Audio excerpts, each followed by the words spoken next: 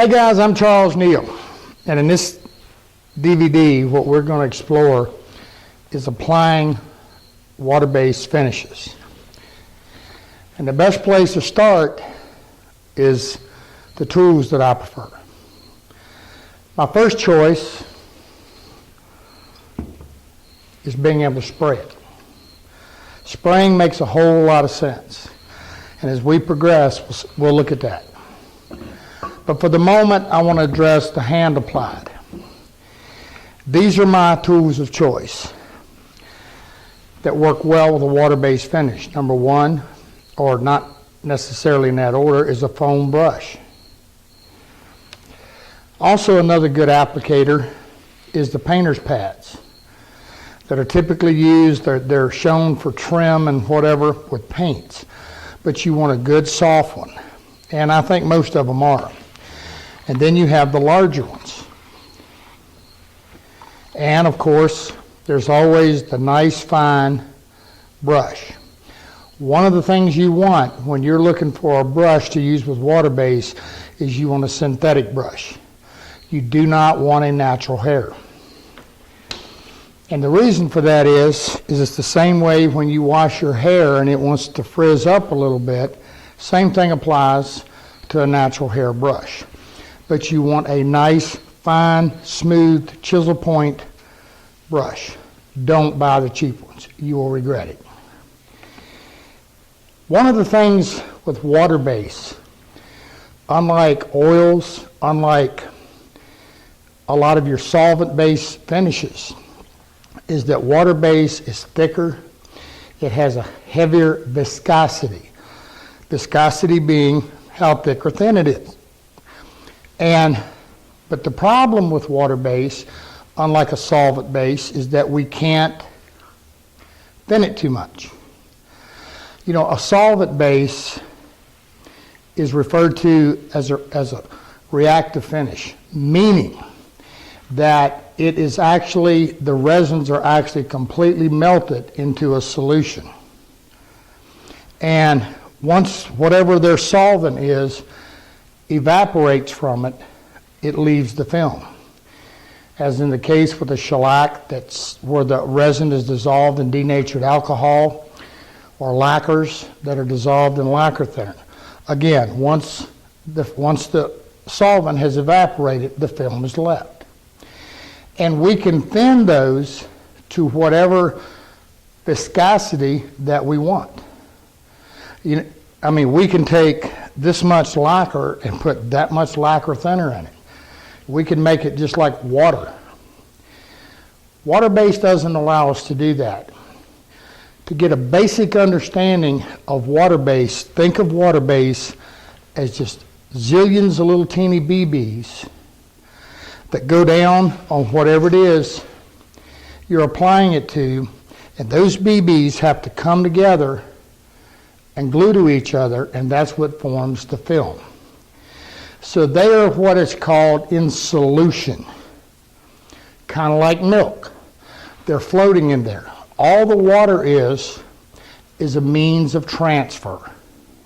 So when we apply a water-based finish, all of those little BBs have to come together, form the film, and of course the water evaporates off, and we have a coating. One of the other issues with water-based is it likes to raise the grain. So prep is a big thing, and we'll look at that. But again, the other thing about water-based is that while it's not totally non-toxic, it sure beats the solvent bases and the reactive finishes, where we have all the harsh chemicals and the smells and everything. In the case of water-based, we just don't have that. It's environmentally friendly. And you know, water-based finishes, for the most part, in different forms have been around forever. Latex paint is a water-based finish. It's used on the interior of your house. It's formulated to be used on the exterior. One of the things with water-based finishes is not only are they far safer to use, environmentally friendly, but they're also more durable. they have an extremely high chemical alcohol resistance, far more so than a lot of their solvent counterparts. The other thing with water-based is, unlike the reactive finishes can always be dissolved or remelted by their solvent. Meaning, if you can put shellac on something, again, denatured alcohol is what it's dissolved in. And you can come back a year, 2 years, 20 years, or 100 years and take denatured alcohol and start working it, and you'll start redissolving that finish. Lacquers are the same way. Now, in today's world, just to make sure we understand and cover it, we have a lot of modern day solvent base, which are post-catalyzed products that use catalyst to dry them and cure them. Sort of like an epoxy. And while they're much tougher and have a whole lot better chemical resistance, they're still a reactive finish. The other thing with a reactive finish is that one coat will always melt into the other. So we get what's called a chemical bond. But a lot of times they go beyond that, because you can apply several coats of a reactive finish and sand between the coats and go back and get it really nice and smooth. And when you put the next coat on, it starts swelling the coat that was under it. Water base is not like that. Once water base is applied, to redissolve it is almost impossible. It's not a reactive finish. That said, to say, if we put on several coats of water base and we sand it between the coats and we get a really nice smooth finish, when we put another coat on top of it, we've got a good surface, because it's not going to change what we've already applied. In my world, that's a big advantage, because it means what I see is what I get. A lot of your traditional reactive finishes, again, lacquer, shellacs, and whatever, the other thing is that the way they dry, often they will skim over, and the top of it will dry, and while it's dry to the touch and you can actually get on it and sand it, it's not cured. So you can do something and you've got a beautiful finish, it's gorgeous. You come back 6 months, a year later, once this finish is totally cured, and you're going to see it has shrunk back. It's because it takes a fair amount of time for all of those solvents that get trapped into the finish to finally fully evaporate. Now, the other thing you're going to see with reactive finishes is that they're much easier to apply, and they're much more friendly in as much as spraying or brushing. However, that's because we can thin them, that viscosity thing. Now, the other thing with them, though, water-based rather, is that we can't thin it that much, so we have to be able to use tools that work to the finish. To understand what I'm saying, we can take a spray gun with a fine needle and thin our reactive finishes or solvent-based finishes, like I said, to what we want. So we can actually adjust that finish to suit the gun that we're using. In the case of water-based, 5 to 10% is pretty much the average that you can thin it. So that what we have to be able to do is we have to be able to adjust our application tools to the finish. We're going to have to be able to set our spray guns to work with the heavier viscosity. We've got to have the good application tools. Again, hand applied, the brushes, the paint pads, and then the better is spray guns. We're going to look at doing some hand applied, then we're going to come back and look at the anatomy and how a spray gun and things we want to look for. Okay, before we start applying finish, we need to prep a surface. Now, this doesn't necessarily have to do with just water base. This has to do with anything you prep. But with water base, one of the things that we want to do is raise the grain. Now, But it goes a little further than that. You know, irrespective of what you do to process your wood, whether you're using a planer, whether you're using a drum sander, doesn't matter. One of the things that happens is that whatever instrument you're using that strikes the wood, while it's cutting, it can also create a little bit of an indentation. Have you ever sanded something and you just sanded your brains out and you just knew absolutely that you had it perfect? And you come back and you apply a liquid or something to it, and all of a sudden you're seeing these little scratches and whatever. Oftentimes, if you'll look, you'll actually see they're elevated. And what happened was that, you know, you've got a little bit of a dent in there, and whenever a liquid hits it, it's going to relax it and cause it to swell up. So one of the things we want to do is we want to do that right off the get-go, so that when we sand to a good surface, we're going to have that good surface. Now, one of the best ways to do it is just simply take a damp cloth. You don't have to soak it, and just simply apply some water to it.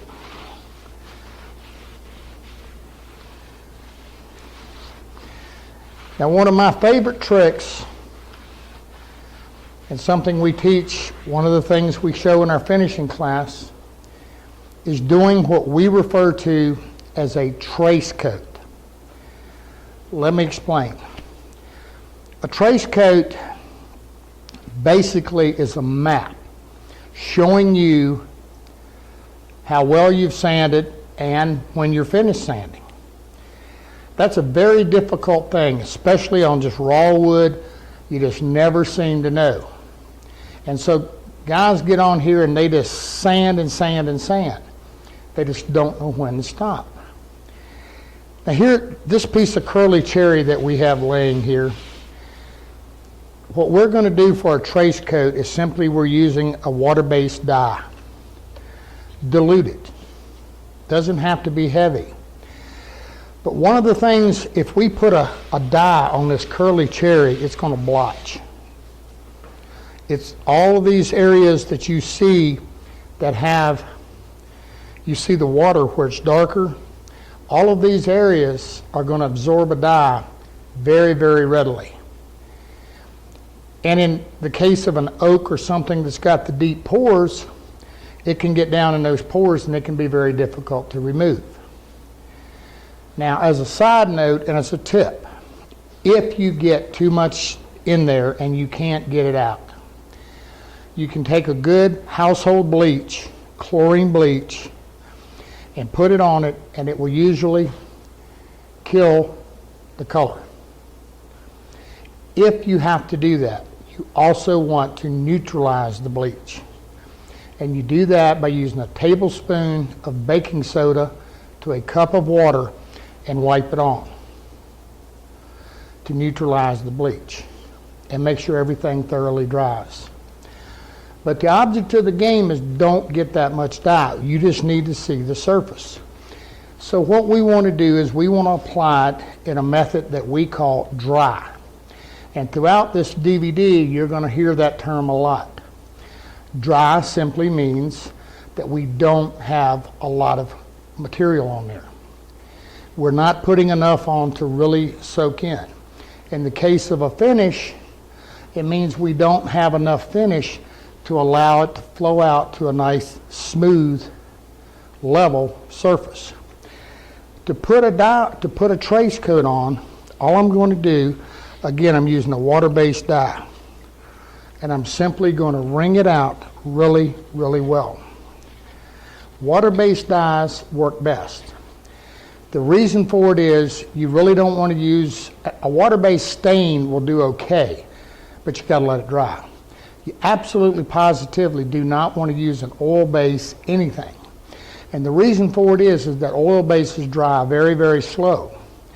So not only are they going to hinder the time it's going to take for it to dry, but the other thing is when you go to sand them, they will gum up and just trash your sandpaper. A water-based dye, not the case.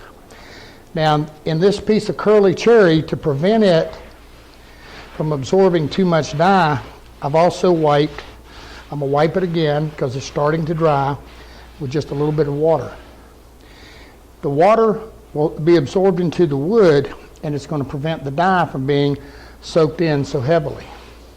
And all I'm going to do is just apply a very, very dry, light coat. Just something to give me a little bit of color without getting real deep in there.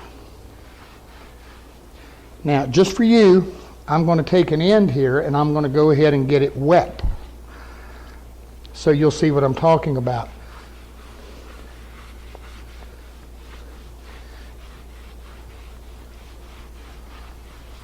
This will be difficult to remove. So again, this dry application is a good thing. And what we're going to do is we're going to let this dry, and then we're going to see how this helps us to sand. All right, now that the wood's dry, you can definitely feel the grain raised, very, very texture feeling, coarse feeling. But what will happen when we start sanding?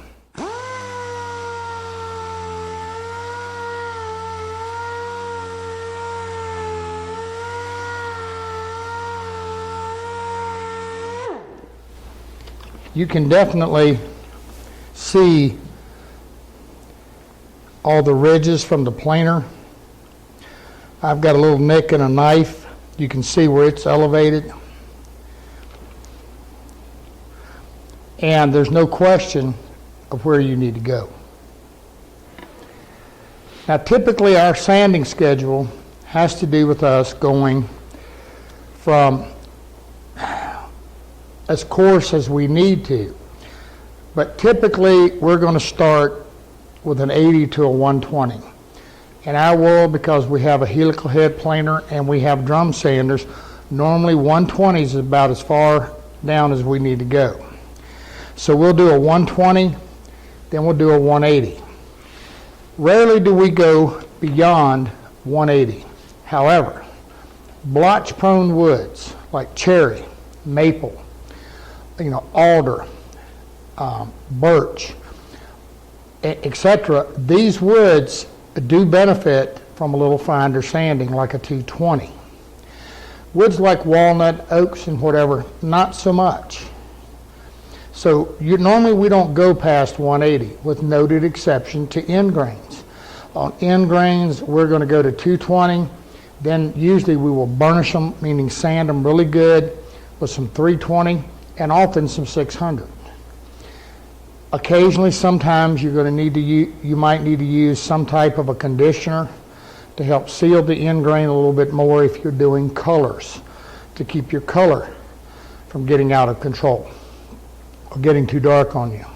But again, one of the things with the trace coat, not only have we raised the grain that now will be cut off in the sanding and helps immensely, but we're also seeing where we need to go.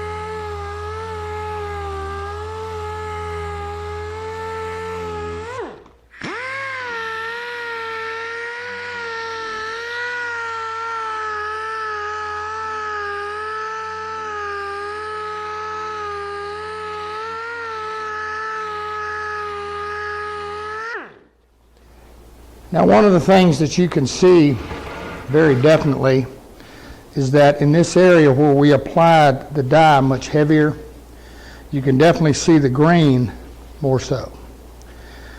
This is kind of a way of popping the grain, if you will, but in woods like curly cherry and whatever, that's normally not going to be a good thing, because curly cherry and these kind of woods, the curl is not as defined as, say, in a tiger maple or something like that. In the case of those woods, oftentimes what we'll do is put on a very heavy coat of dye, sand it really well up through our grits, and each time we sand it, we'll apply another coat of dye. What that allows us to do is the curl then is getting, which is softer grain, is getting dyed 3 times, and then the final dye gives it the third dye, and it helps to intensify the grain. However, you have to know that if you do that, you're not going to be trying to get all of the dye out of that curl. You want to take it off the surface. But it's also, again, it's going to show you when your surface is ready. In this case, even though I've sanded, I can see I've still got some little chatter mark here from the planer. I can see everything I need to see. And when I've got that removed, I know I'm good. The next question is, would I use a trace coat between a 120 and a 180? Probably would. But just, again, a very dry, light one, and I would use the water again, just to make sure we've got this grain, we've raised the grain as much as possible and gotten rid of it. That's not to say if we had a water-based colorant or a water-based finish, we're still not going to get some, because odds are we are. Because one of the things that's going to happen, the first coat of finish, when it goes on, it's going to raise a little more grain. But once the finish dries, and we come back and we do a mid-coat sanding, it actually shears that fiber off, and the surface is now sealed, so we're not going to continue to get that grain raising. Okay, we're going to get this sanded a little bit more, and we're going to come back and look at hand applying some water-based finish. What I've done is I finished sanding this board, and on this end, I went ahead and just put some dye. But before we get into that, one of the things I want to mention is you always want to ease the edges of anything you finish, anything, no matter the finish. Easing the edges simply means take a piece of sandpaper and gently round them over. You never want a sharp edge. On the case of an end grain, just on the end of this board, it's a simple matter, go across the grain. It's okay. Just don't get cross grain scratches in your board. The reason this is very important is several. Number one, finishes don't like a sharp edge, especially film finishes, which water base is, because it can't flow over. Finishes have to flow. And if you have a very sharp edge, the finish can't flow over it. Ease the edge and the finish can flow, and build on the edge. The other thing is, hard, sharp edges are not friendly. They don't feel good. The other thing is, particularly if you have a colorant, you're going to find mid-coat sanding of your finish very difficult, because you just barely touch that edge and you're going to cut through your color. And that can be very problematic. Now remember, we talked about water-based finishes being non-reactive. One of the things that's not 100% correct. Water-based finishes are non-reactive, but their colorants, dyes, and stains, many of them can still be dissolved by the water-based finish. The term is like on like. And that means we have a water-based dye on here, and we have a water-based finish. Now, one of the problems you can encounter is that this water-based dye can be redissolved by the finish. And it's most problematic when we get into hand-applied finishes, because we're using an applicator that actually creates a mechanical pull on it. In the case of a spray gun, not the case. we're not disturbing that color. We're actually able to lay the finish down over it without. Now, we talked about one of the things that you want is a good synthetic brush. And when you're applying this water base, and again, we have a little die here to demonstrate, and you can look and see I'm getting a little bit of pink already. So one of the things I want to do is I want to be able to get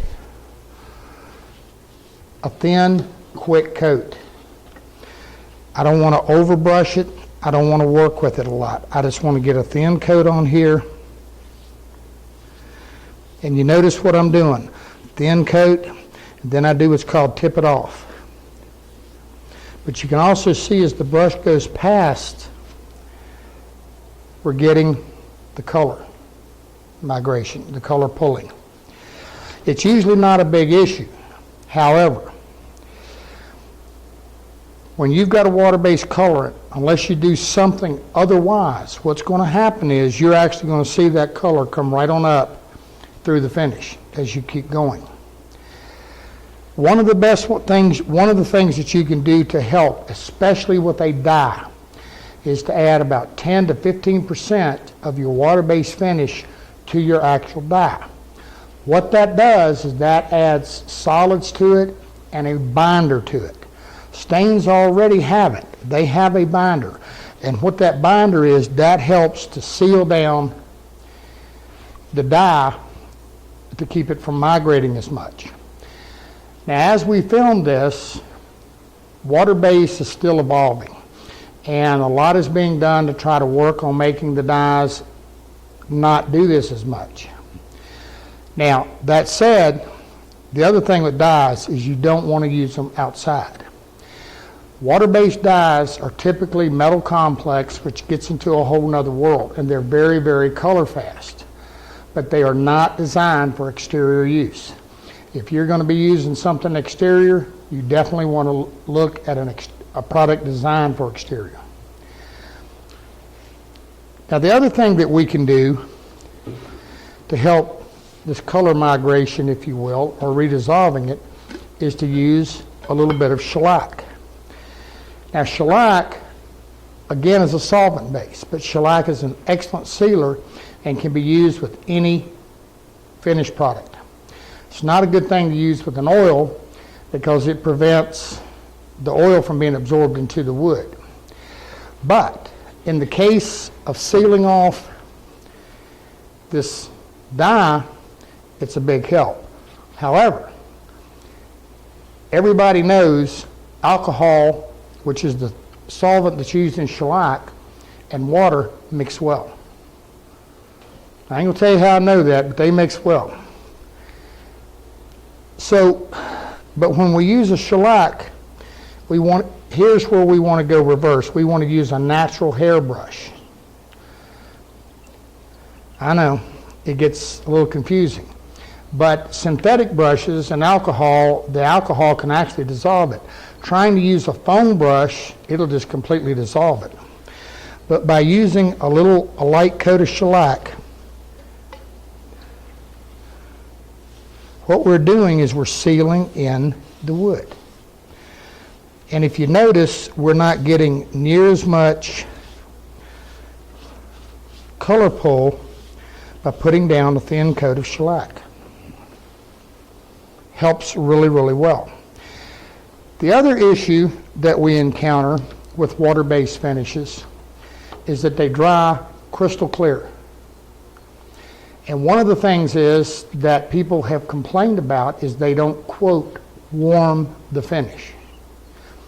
And that has to do with solvent bases and whatever will actually have a tendency to impart a little bit of an amber cast or amber tone to your woods, and it gives them a little bit more depth, and everybody likes it. What it actually is happening, if you go look at your lacquers and your solvent bases, they're predominantly clear as well.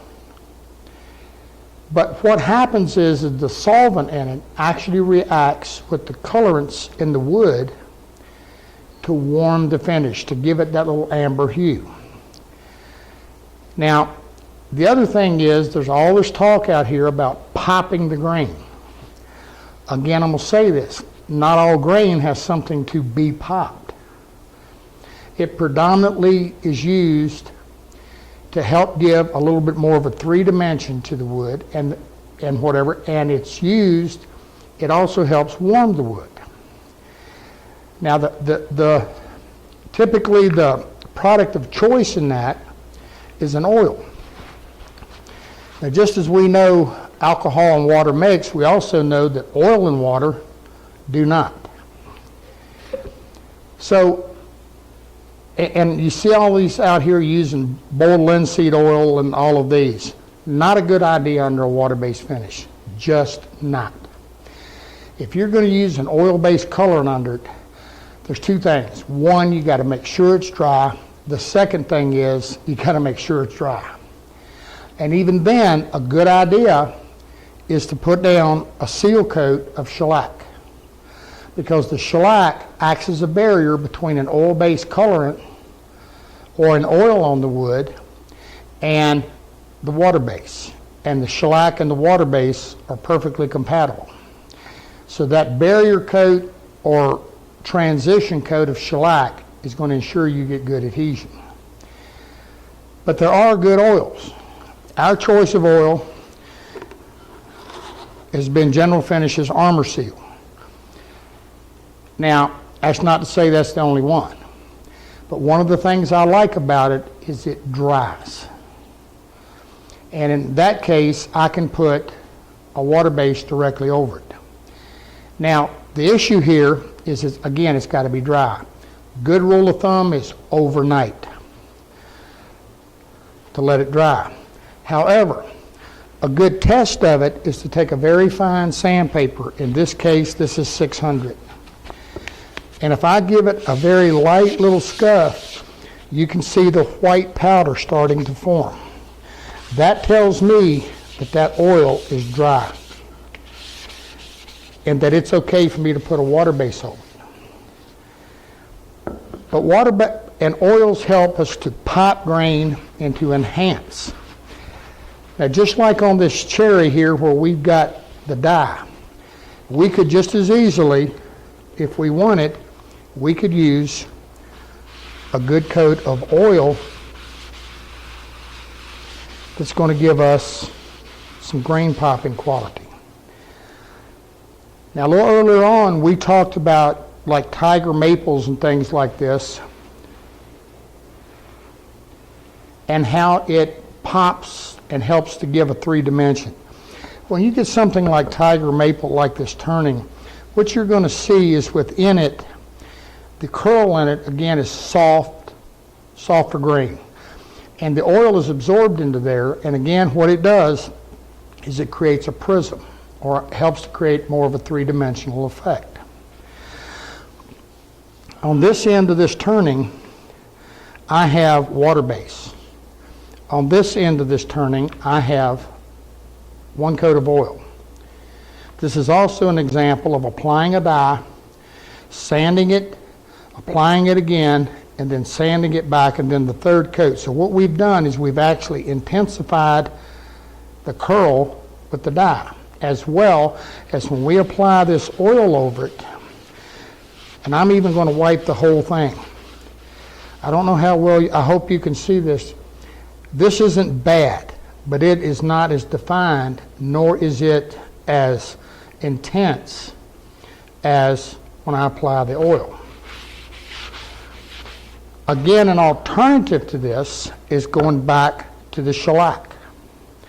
Shellac also has that ambering effect, and it has that grain popping quality. If I turn this piece over and I apply some shellac, you really can't tell where the shellac starts and the oil stops. It does the exact same thing. The difference with the shellac is that it dries very fast. Again, an alcohol base. Now, many people prefer to mix their own shellac, and that's fine. If you do, you want a blonde or an amber. But one of the things you need to know, shellac does have a shelf life. And before you use a shellac, you always want to test it on something that's non-absorbent, like a piece of glass or a paint can lid or something, and put it on. And within 30 minutes, if it's not drying, you might want to rethink it. A good product out here that has a longer shelf life is Seal Coat. You can find it in box stores and other places. Seal Coat is what is a 2-pound cut. It's also de-waxed. A lot of the box store shellacs and whatever are not. This is de-waxed, and you can also buy the spray cans, and it's de-waxed. You're going to see the yellow and the orange cans in the box stores, and they're typically a little cheaper. They are not de-waxed. And that's self-explanatory. You don't want to put something on your finish that's got wax in it. So you want a good de-waxed shellac. This is a 2-pound cut. So just to clarify that means there's 2 pounds of shellac to a gallon of alcohol. I think I got that right. But in either case, this is a 2-pound cut. What you want, typically just for doing a quick seal, is a 1 pound. So you just simply, if you've got a pint of this, add another pint of denatured alcohol.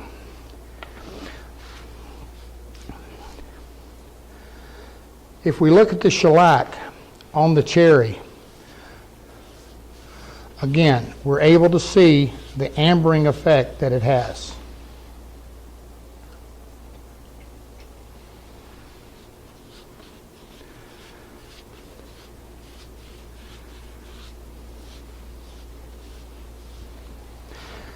Now, depending upon the density, how much soft grain is in a piece of wood, is going to depend upon how well the finish will build. Meaning, in the case of this tiger maple, there's a lot of curl in here. And this curl, again, is a softer grain. So just as it did with this dye, it's going to absorb more finish. And but what we have to do is build up our coats to be able to get a smooth surface. So we'll just apply a little coat of shellac on here. But the other side to it is we could just as easily, because the shellac's not going to do a whole lot to this maple, particularly because it's colored. It's not going to add that much. It's not going to add any more than using a good coat of water-based finish.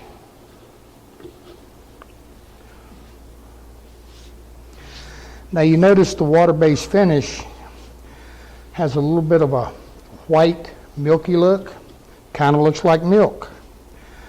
That's normal.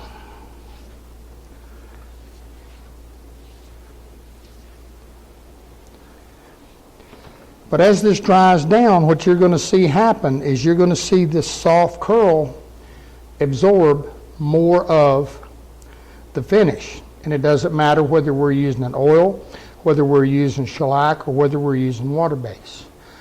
That's typical. But again, we've got to build up our finish. So while this dries, we're going to go to our cherry piece here and look at applying some water-based finish to it. Okay. With something like this cherry, or any substrate, if you want to make sure your color is dry, and if you've used an oil or shellac, again, make sure they're dry. Now, one of the things that we like to do is, again, I take a damp cloth and I just kind of lightly wipe it. This kind of acts as my tack cloth just to remove any dust or whatever, but I don't want to really get it wet, just very, very damp. If you're using a brush to apply it, what you want to do is, again, you want to get a wet coat. Then you want to do what's called come back and tip it off. Always be aware of your edges, but what you want to do is lay out a nice thin coat. There's kind of a rule when you're using a brush. It says, worry about the ends and the middle will take care of itself. There's a lot to be said for that. You know, drips and whatever are going to be far more prevalent on the end. Once you're done, you want to do what's called a tip off. And again, that's just taking the very tip of the brush and gently laying out the finish and making sure you don't have any heavy ridges or anything within it. Now the other thing, back to this reactive thing with water base. You want to make, you know, if you leave this shellac brush out and it gets a little hard on you, you can soak it in a little bit of alcohol and clean it up. You let that water base brush get hard, you just bought another brush. You're not going to get it cleaned up. The only thing we've ever found thus far that will cut water-based finish is MEK, methyl ethyl ketone, and it is a very, very, very strong solvent. If you're using a synthetic brush or even this canister, it will dissolve it. It's also got a lot of chemistry to it, so if you know, in a spray gun, if you had a spray gun get clogged up and you needed to use it, you want to make sure there's no gaskets, there's no seals, because if you put it in it, it will dissolve it. It will dissolve gloves on your hand. So take all necessary precautions. It is extremely strong. Now let's go over and look at another application, which is simply using the little paint pad. Now you can see there's a little bit of color gotten in this, but that's okay. The paint pad, and you can get the ones with the handles on it that are larger, they lay out a very nice finish, and they can do it very quickly. But again, just as with the brush, you want to tip it off. And that's just a gentle pull. Make sure you don't not leaving ridges. And one of the things that makes these work well is the same thing that made that fine brush work well. We're leaving a very, very thin coating and a wet coating because the finish is going to flow out. You know, again, back to this, you know, you can get these very small, same thing with a small brush if you're doing a raised panel. Raised panel, you want to take care of your elevated portion, your sides, and then do your top last. But again, watch your edges. But it's the same thing.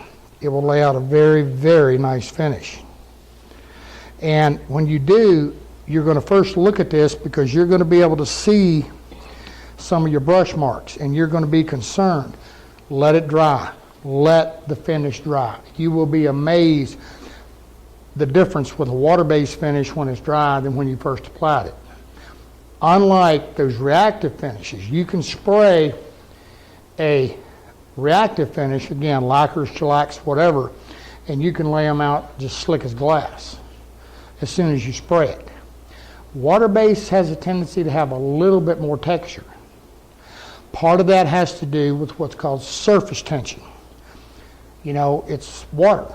And just like you can fill a glass of water a little bit beyond full, or just like you see a mosquito on top of the water, water has tension.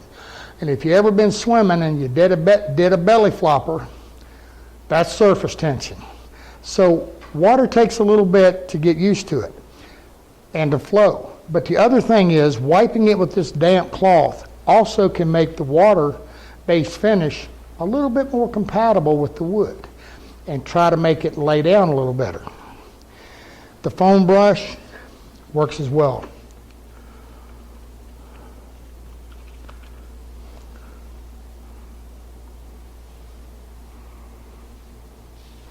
You certainly don't want to leave any runs, and you don't want to leave any drips. But again, that same thing. Take care of those edges and tip it off. You always want to maintain a wet edge. That's what allows each brush stroke to flow in together.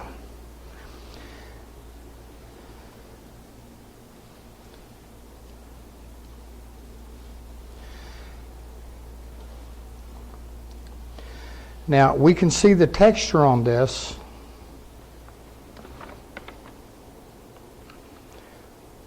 But we will let it dry and then see what it does when it's dry and it flows out before we do the second coat.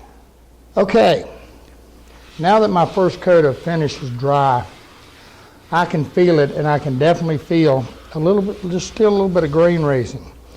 But if you look very carefully, all of those brush marks that we have almost miraculously disappeared. They just float out. Now, with our first coat on, we need to do a mid-coat sanding. We need to get the fuzz off.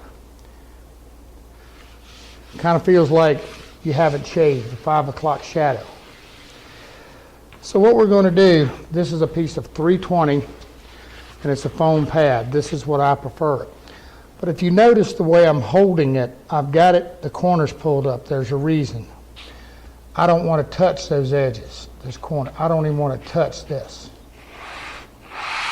And the first coat, particularly if I've got a colorant on here, is just simply a very light white, because I don't have anything on here to really, and it will come up just buttery smooth. Now, you notice right here I want to cross the grain.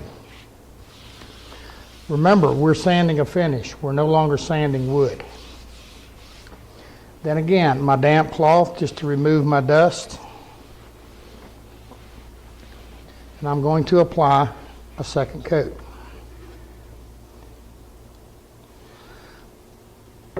Depending upon wood, typically 3 coats will do it. And what I mean by depending upon wood is that, it depends upon what you're after. If you want some grain showing, no problem. But some woods, like a walnut or a mahogany, they're coarser. And if you want a slick finish, it's going to take a few more coats. Or you're going to have to grain fill it. A wood like an oak or an ash really don't look that good with a perfectly slick finish because the grain is so deep. And in either one of those woods or a coarse grain wood, you're really going to want to do a grain fill on it and not rely upon the finish.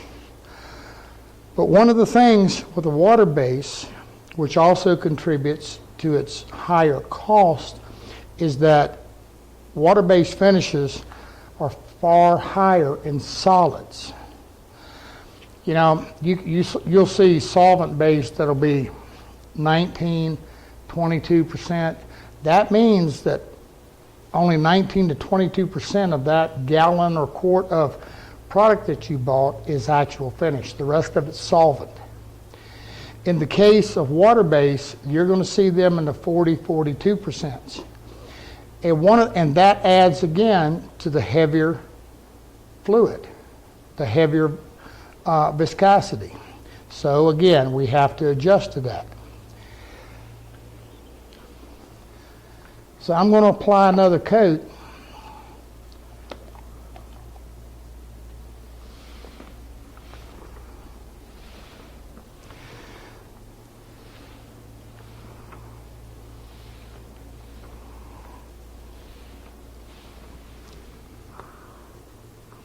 And just as I did, I'm going to come back, I'm going to tip it off.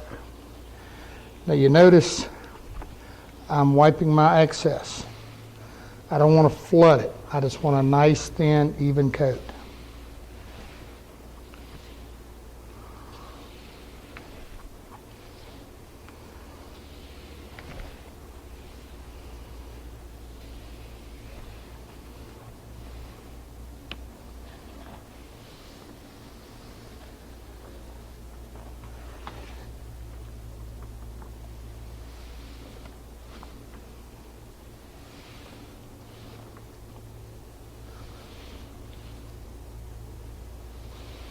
Takes a very light touch. And the way you apply this and the way you come into this is simply put, is like an airplane landing, very gently.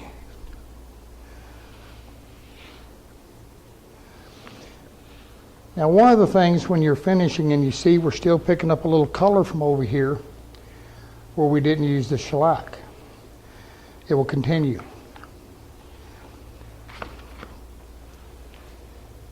One of the things you want is good lighting, but the thing you want is you want a good glare, because you want to be able to see those brush strokes to make sure you don't have anything heavy or anything puddled.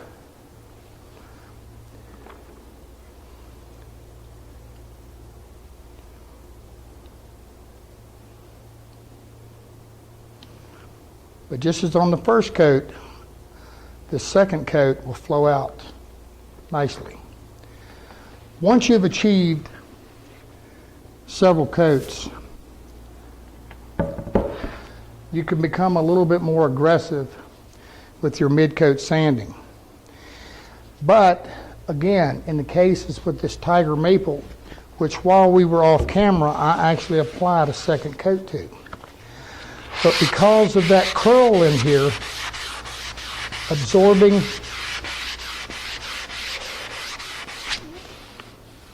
a lot of the finish, I still don't have a perfectly smooth surface. It's going to take another coat or two.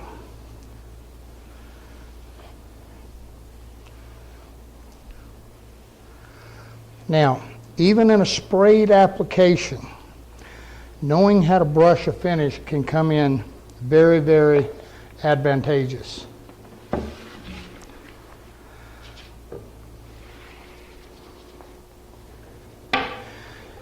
This is a piece of African mahogany. African mahogany, unlike your genuine mahogany or Honduran mahogany, is far more coarse. Mahogany is far more porous than it appears to be. Again, this is a case of do you grain fill it or do you use the finish? You can actually do both. Again, if it's really coarse, I suggest you grain fill it. But assuming that we've already sprayed this, which we haven't, one of the places that using the brush can help us, or the pad, is because we've got that pour. When we start, I'm wiping this pretty firm.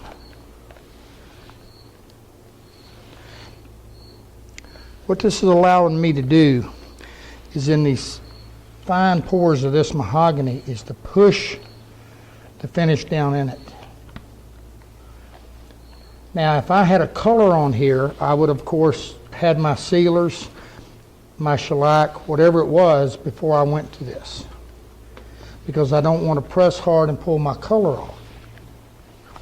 But what this is going to do, again, is force that finish down in to those heavier pores, and it's going to help me get a smooth finish quicker. If I simply spray it, what's going to happen is the finish is going to lay up on top. It's a funny thing about mahogany, and walnut will do it, is that those little pores in here can actually, it's like an edge. They can repel the finish, and it doesn't want to go in there. This particular piece of African mahogany right here has got about 4 coats sprayed, heavy coats of finish on it. And it's been sanded back between the coats. You can still see the pores.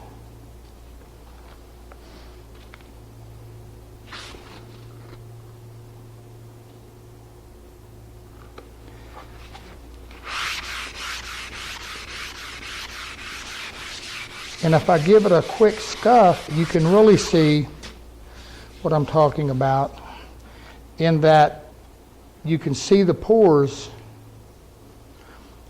as the shiny spots in there.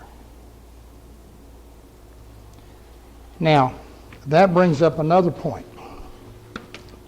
I see a lot of people, and a lot of comments are made about the sheen finishes, meaning we have a flat, we have satin, we have semi-gloss, and gloss.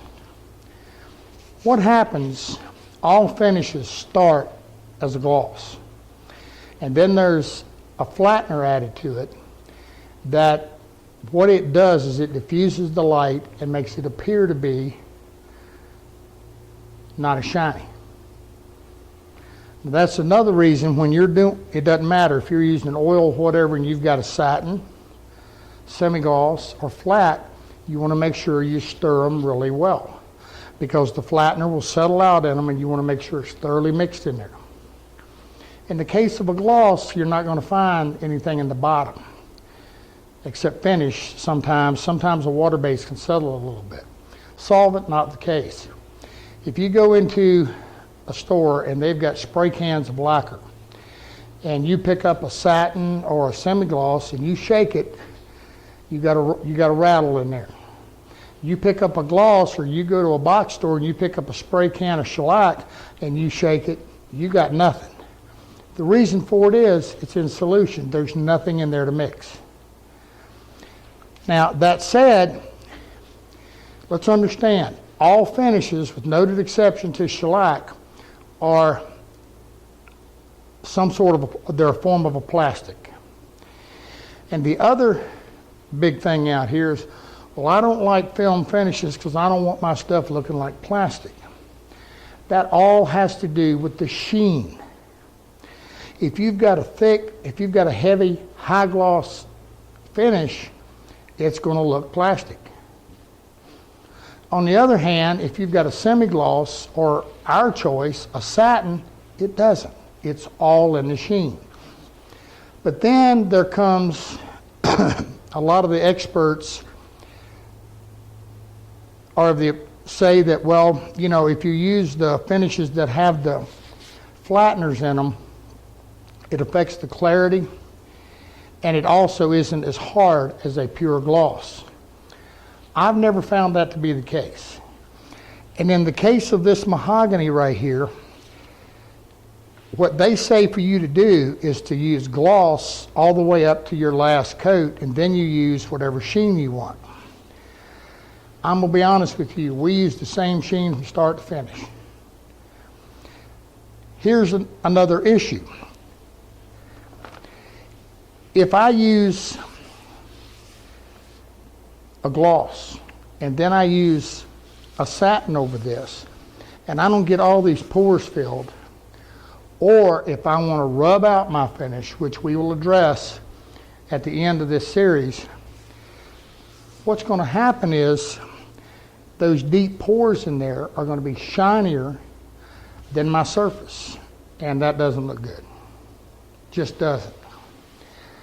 But what you're going to find is brushing a coat of finish on a mahogany or a little more open pored wood like a mahogany or walnut, that you're going to find it helps, that mechanical push is going to help you fill those pores more readily. Like I said, this has got 4 or 5 coats of finish, and you can still see without a shellac. We've got the color migration. Now this also I did not use any finish in it. This was just done quickly as a sample.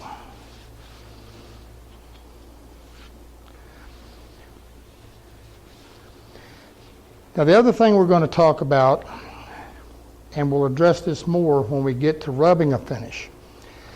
We mentioned that, again, water base is a non-reactive, meaning one coat doesn't bite into the other as much as a solvent base, but it does have some. Okay, so it has some chemical bond as well as mechanical. But if we're rubbing a finish, one of the issues is if we go through one layer of water base into the next, we can get what's called ghosting.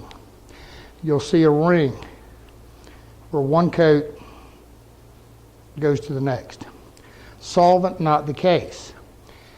So the way I do it is I'm going to get myself a smooth surface, And then I'm going to apply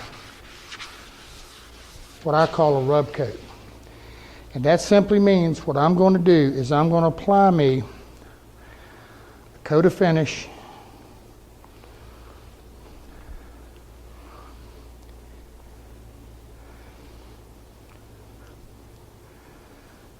and at whatever point this finish is dry enough,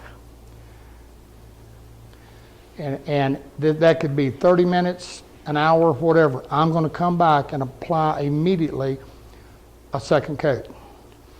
What that's doing is the first coat hasn't thoroughly cured or dried, but it's dry enough I can apply the second. Again, much easier done spraying than brushing.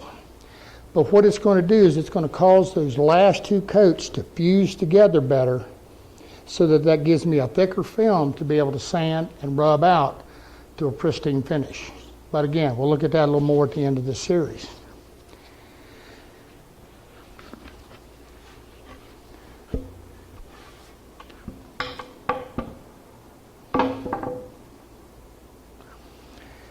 What I want to do now is I want to get into the spraying application. And in order to do that, it's important that we understand something about the equipment and the tools that we use to spray. All right. The first thing we have to understand about a sprayed finish is, what is it? A sprayed finish, if you think about it, it's the means of depositing millions of small droplets of fluid onto a surface and having those come together to form a film. The finer and smoother we can apply that film, the better our finish is. Then that brings us into the world of spray guns. And because a spray gun is exactly what it implies, but there's differences in them. You know, you can literally go out here and get a garden sprayer that's used for spraying pesticides and whatever, and it'll spray a water-based finish, just not very well. So the object of the game is to break this finish up into as small a particle as possible. All right? This term is called atomization. Atomization simply meaning how fine we can break it up. Now, we discussed that with a solvent-based product, again, we can thin it to whatever thickness we want. Water-based, not the case. And as we said, you can adjust the solvent finish to the gun, but in the case of water-based, we have to adjust the gun to the solvent base, to the water base, to the finish.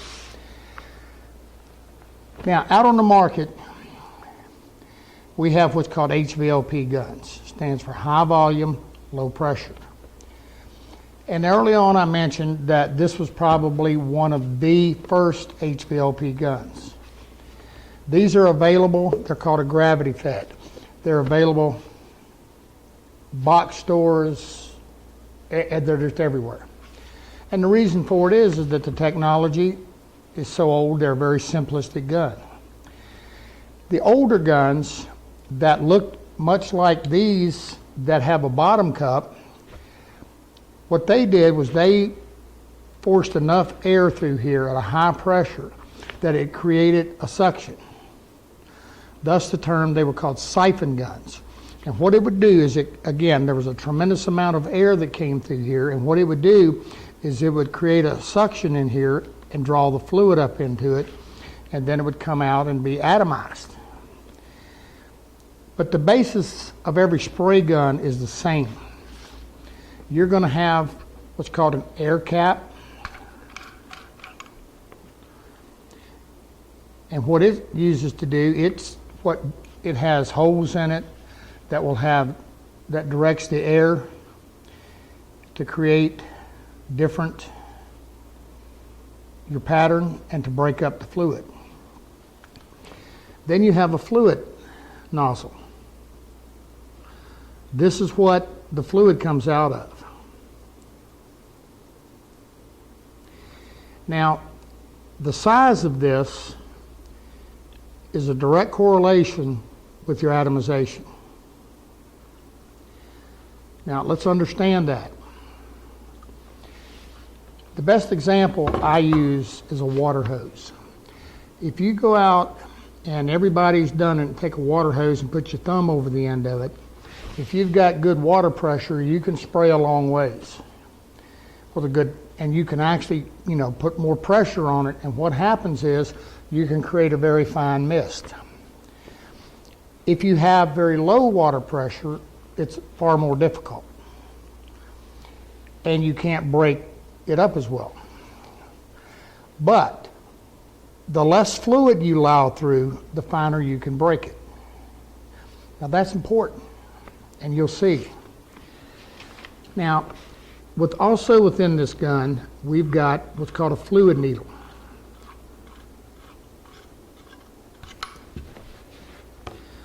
You're going to have a tension spring and the needle.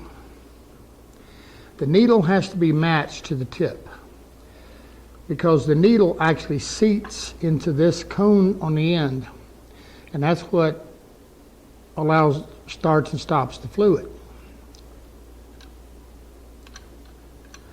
The more pressure we have behind it, the less fluid it allows out when we pull the trigger. Now, you definitely want to keep your tips nice and clean. On this gun, this then becomes our fluid adjustment. But we also have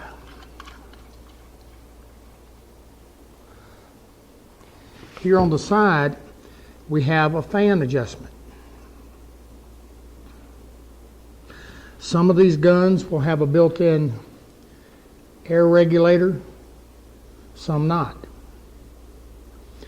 Most of the times in box stores and whatever, you will not find one with a gauge.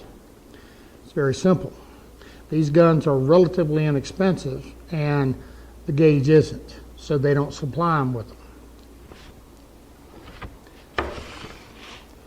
Now, what we're going to look at here very quickly,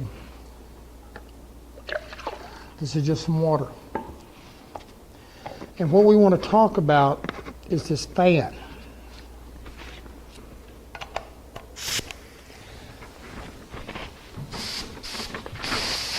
Now, as you can see where I have this pulled down, this is the compressed air. If you look at it's shooting a round jet. As I open it, you're going to see the fan enlarge, widen out. The average that I like is about a 6-inch fan, approximately 6 inches from the surface for spraying, but we'll look at that when we get into spraying. If I turn the pressure down really low on this,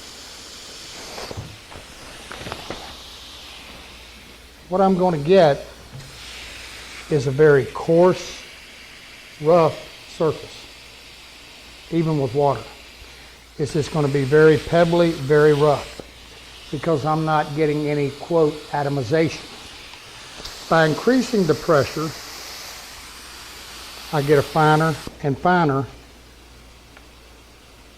finish. But I also get a lot more overspray. And this is fluid simply being deposited into the air.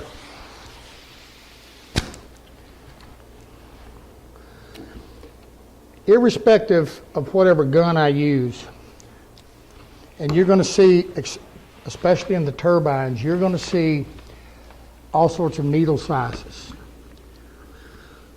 My go-to needle size is a 1.5 or 1.4. A lot of your gravity feds are going to have a 1.4, and that's fine for water base. And when we get to spraying some of the fluids, we're going to look more at this. If you're spraying a thin dye or a thin shellac, you can spray them with a 1.5, but a 1.0 might be a little better alternative.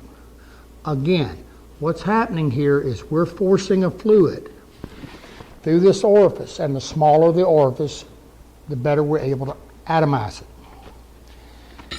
Now, this is a turbine gun, and this happens to be an Erlex 5500. This gun, this is a Apollo atomizer. This unit, I think, sells anywhere from 300 to 350, somewhere in that range. But what you want to look at is, depending upon where you're looking at, some of them will provide a 1.5 needle nozzle, some of them don't. A lot of times these units are shipped with a 2.0. That's a large opening. Now, it would be good, a 2.0 would be good for a thinned enamel paint, but it's not going to spray a latex paint very well. That's too thick. In that case, you're going to want a 2.5 or at least. And if you can find a 3, that's better. Latex is very thick, very heavy. And even then, you can expect to have to thin it 5 to 10% and do multiple coats. But that said, the difference in these two guns, this unit, I think, with this gun alone is in the $600 range. And this is called the Apollo Atomizer. Now, we have this gun at the moment set up for compressed air, but it also can be driven by a turbine. This is a 4-stage turbine. This is a 2-stage. This gun also has, I can adjust the fan. I have the air pressure regulator and the fluid. But there's something you're going to notice on this gun. It has a hose, and it's a bottom cup. This gun can also be converted to a gravity fed, or it can be converted to a pump fed, meaning that the only thing you have is you have an air hose comes in here and a fluid line comes up here, and that's kind of used in the commercial industrial line.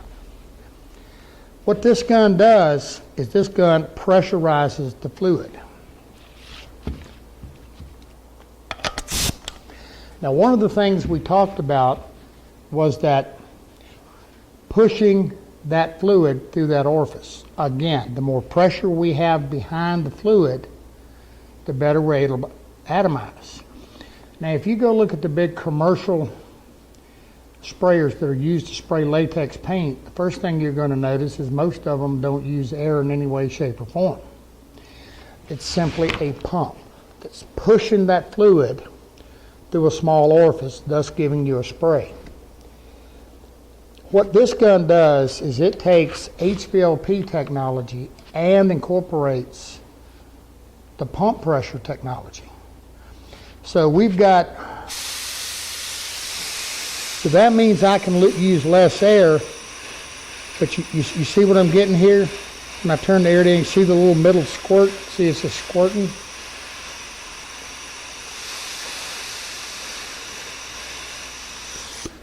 But here's what I can do. I can dial down my fluid a little bit.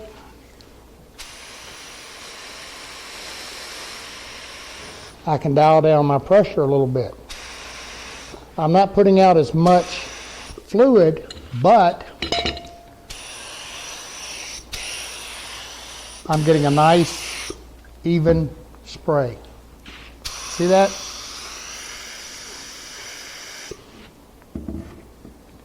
Now, the Erlex doesn't have all the whistles and bells, but it does a good job. The 5000, which the 5500 replaces, was one of their first turbines that actually worked decently with a water-based finish. And that simply had to do with the power. Now, what a turbine is, for lack of a better term, is a vacuum cleaner in reverse. Simply put.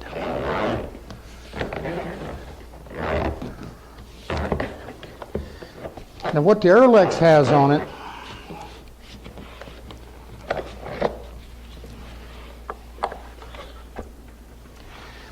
you don't have the fancy quick connect, simply plugs into the back, and it has a fluid adjustment. It's a fixed unit in as much as pressure. So we have a fluid control. We still have our air cap. But what we've got here is, again, it's a lower end turbine, but it works and it works well.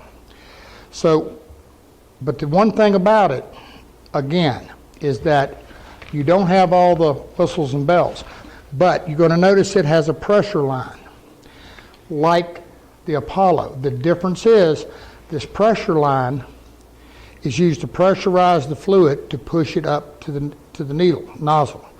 It's not as great as what's in the Apollo. The Apollo also will maintain a pressure because it has a check valve. This doesn't. Is that a big deal? Not really, as long as you're getting the pressure to the cup.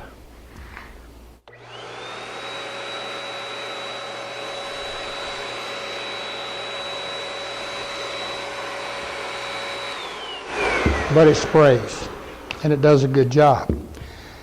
Now what we're going to do is we're going to go back into the spray booth and some out here, and we're going to do some spraying because I want you to understand that. That's the dominant thing this DVD is about, and having you understand and bringing you to this point. One last thing I want to mention before we leave spray guns, and we'll be looking at these more. Both the Erlex and the Apollo have Teflon lined cups. This is a nylon cup. We mentioned the fact that water-based finishes dry quickly. That being the case, in between, there's things we got to watch. Number one is the finish building up on our needle, on the tips of our gun, between coats. And the other thing in the nylon cups, the fluid and some of the unlined metal cups, the fluid doesn't drain down as well. So it can actually build a film up inside the cup, and when you refill, that film isn't dry, so it kind of coagulates a little bit, and you can get some lumps and clumps in your finish. So be aware of that. Okay, we come back, we're going to spray some finish.